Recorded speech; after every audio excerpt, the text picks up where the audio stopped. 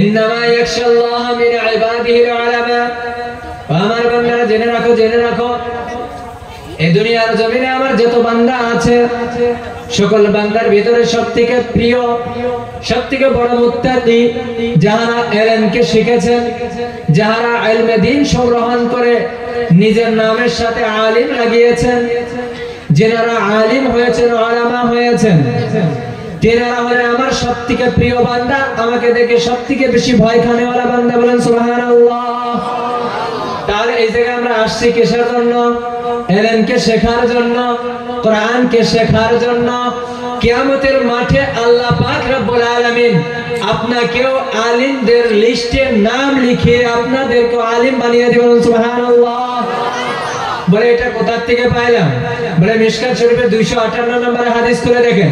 হযরত আবু দারদা রাদিয়াল্লাহু তাআলা আনহু বয়ান করেন, সুইলা রাসূলুল্লাহ সাল্লাল্লাহু আলাইহি ওয়াসাল্লাম, হুজুর আলাইহিস সালাতু ওয়াস সালামের কাছে প্রশ্ন করা হয়, মা হাদ্দুল ইলমি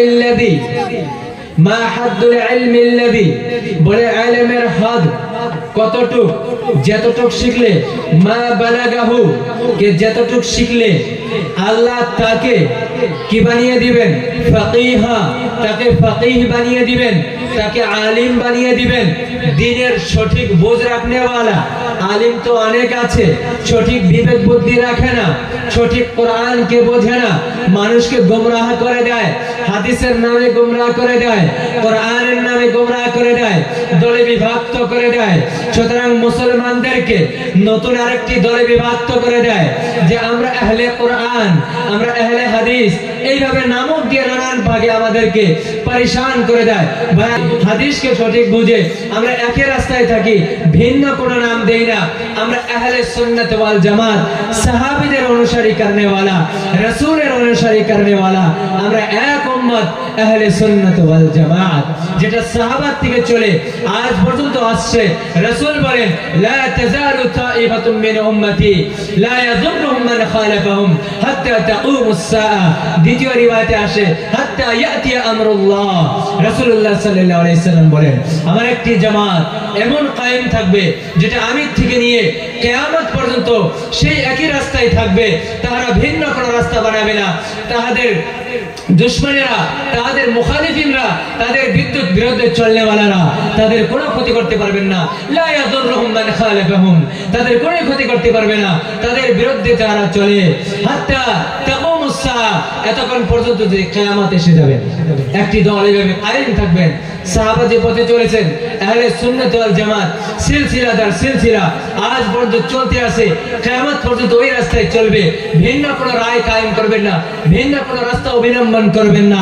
আকাবিরিনদের যেটা রায় আছে, সাহাবাদের যেটা রায় আছে, সেই রায় মর্মে আমাকে আপনাকে চলাবেন। বলেন সুবহানাল্লাহ। তাহলে আমরা সেই আকাবিরিনদের রাস্তায় চলবো ইনশাআল্লাহ। সকলে জোরে বলে ইনশাআল্লাহ।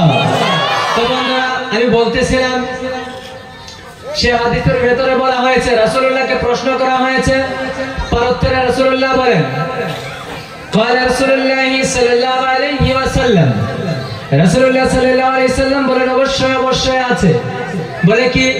বলে মানে হাফিদা আলা উম্মতি 40 হাদিসান ফি আমরি দীনিহা বা'আসাহু আল্লাহু ফাকিহান। বলে সুবহানাল্লাহ। বা'আসাহু আল্লাহু ফাকিহান।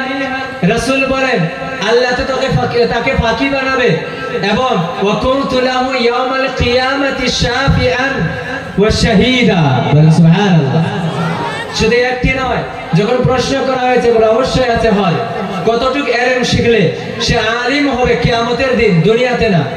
দুনিয়াতে তার নামের সাথে আলিম লেখা হবে না, কিন্তু কিয়ামতের দিন তাকে আলিম হিসাবে গণনা করি, আলিমদের সঙ্গে তার হাসর করা হবে, তাকে ফকিহ বানানো হবে, समझदार, ইসলামকে সঠিক বুঝনেওয়ালা, শরীয়তকে সঠিক বুঝনেওয়ালা আলিম বানিয়ে। সুবহানাল্লাহ।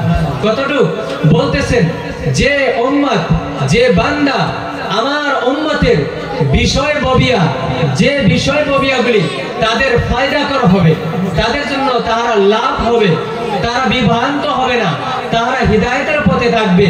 ফি আমরি দীনিহা, তাদের দিন সম্পর্কে 40টি হাদিস মুখস্থ করবেন। সুবহানাল্লাহ। বা'আসাহু আল্লাহু ফাকিহা, আল্লাহ কিয়ামতের মাঠে তাকে হিদায়াত প্রাপ্ত আলিম বানিয়ে উঠাবেন, সুবহানাল্লাহ। এবং আমি রাসূল কিয়ামতের মাঠে তার জন্য সুপারিশ করব এবং আমি সাক্ষ্য দিব, সুবহানাল্লাহ। সে হাদিসগুলো আরবি বাক্যতে মুখস্থ করতে হবে।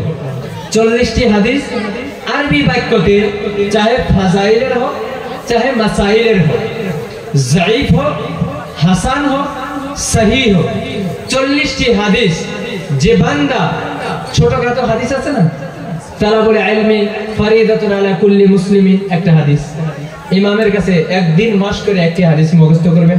আপনি বুঝেন না বুঝেন, আপনি চাহে অর্থ বুঝেন না বুঝেন, তবু আপনাকে কিয়ামতের মাঠে ফকিহ বানিয়ে ওঠানো হবে, সুবহানাল্লাহ। শিখবেন তো সবাই ইনশাআল্লাহ। তাহলে আজকে যে আসছেন, একটি হাদিসও যদি আপনাদের মুখস্থ হয়ে যায় তাহলে আপনাকে অবশ্যই ফকিহ বানানো হবে। তাহলে আজকে থেকে আমরা সকলে নিয়ত করে নিই, কমসে কম 40টি হাদিস আমরা মুখস্থ করবো ইনশাআল্লাহ, ইনশাআল্লাহ। তো বন্ধুরা, আমি যেগুলো হাদিস পড়েছি সমস্ত হাদিস শুধু ইলম সংক্রান্ত।